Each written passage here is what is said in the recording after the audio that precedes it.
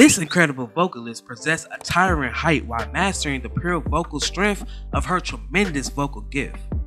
The subject of today's video is all about Big Maybelle, who was one of the most respected women in the industry during the 1950s. Before we get started in today's video, please be sure to leave a like on the video, subscribe to the channel, and push that notification bell to be sure you won't miss out on any more uploads. Now without further ado, let's cue that intro.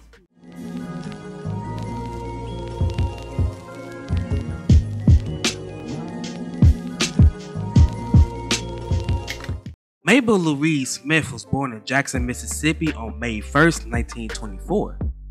Maybelle, like many vocalists, grew up in a church-going household, and she would take part in singing in her church's choir.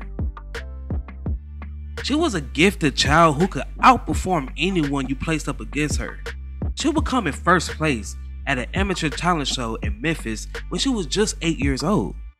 By her teenage years, she had developed an interest in secular music and had a desire to sing various genres such as rock, jazz, and rhythm and blues. Gospel music was an important part of her powerful singer style, but the church was too small to accommodate her gift. She will begin her professional singing career at the age of 12 in 1936, and during the same time she will also take part in a tour with an all-female group called the Female International Sweethearts of Rhythm. By 1944, Maybelle, she had joined Christine Chapman's orchestra, where she would make her debut recordings. She would begin recording with Tiny Bradshaw Orchestra from 1947 to 1950. In 1947, she would secure a contract with Cincinnati, Ohio label King Records, where she would record under her real name. In 1948, she would release 4 singles with Sad and Disappointed Jill. They say I'm going batty, I ain't never been before. Bad Dreams Blues. Saw my good man loving somebody else. Indian Giver. Indian Giver, you gave your love to me. And Too Tight Mama.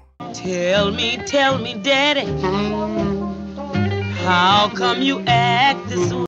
Smith will meet music producer Fred Mendelssohn in Charlotte, North Carolina during the early 50s, and he will rebrand her as Big Maybelle due to her powerful yet well-toned voice.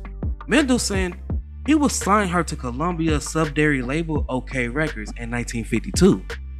While with OK, she will release many singles with Gabbling Blues, Better stop trying to run my business. Rain Down Rain, Crash down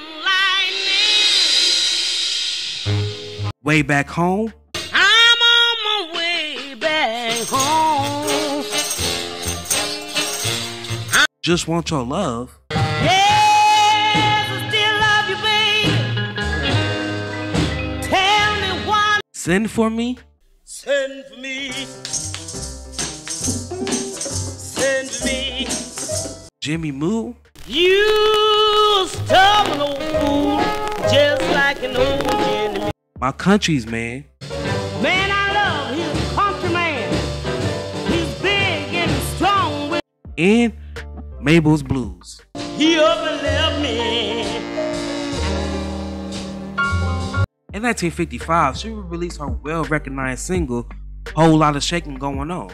21 drums on a whole bass horn, and somebody beating on her. Now this track was produced by legendary producer Quincy Jones, and Maybelle, she was able to enjoy this hit for approximately 2 years before it was reworked by rock icon Jerry Lee Lewis.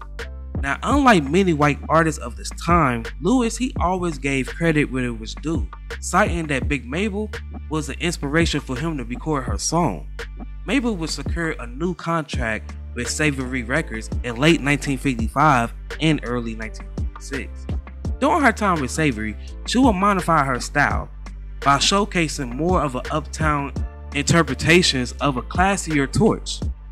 Throughout the rest of the 1950s, she would issue more singles with Candy, Candy, why I Mean to Me, you mean to me. I Don't Want to Cry, Don't wanna cry. Don't wanna cry. Rock House, Yes, I left my baby with tears rolling down his cheeks. I Understand, I understand.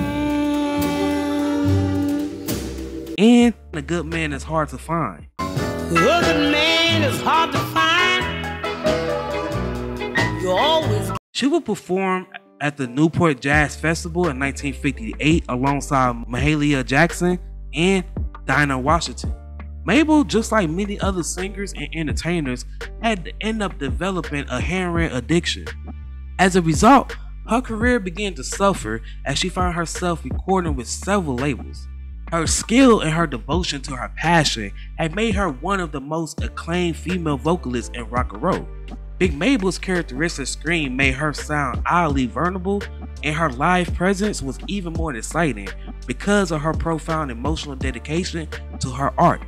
Her drug addiction had worsened as she bounced back and forth from label to label during the 60s, yet she was still able to produce some wonderful music and more of a soulful form of rock.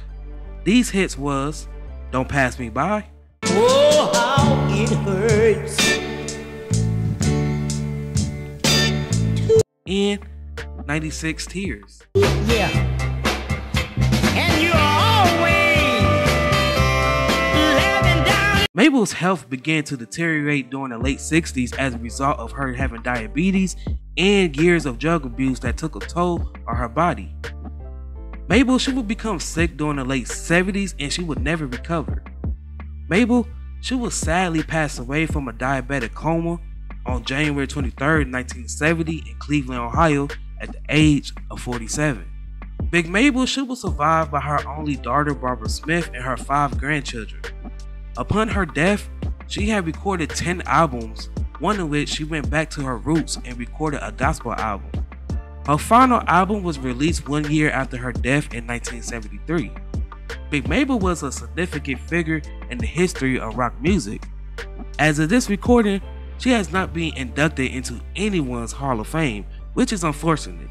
I feel like she is deserving of an introduction into the Rock and Roll Hall of Fame due to her importance in rock and roll history and the respect that she received from everyone in the industry during her career. I was only able to find what I can find about Big Mabel's life and career via the internet. If you was around during that time, you had played with her, toured with her, anything of that nature, please let me know in the comments below because I would love to redo this video.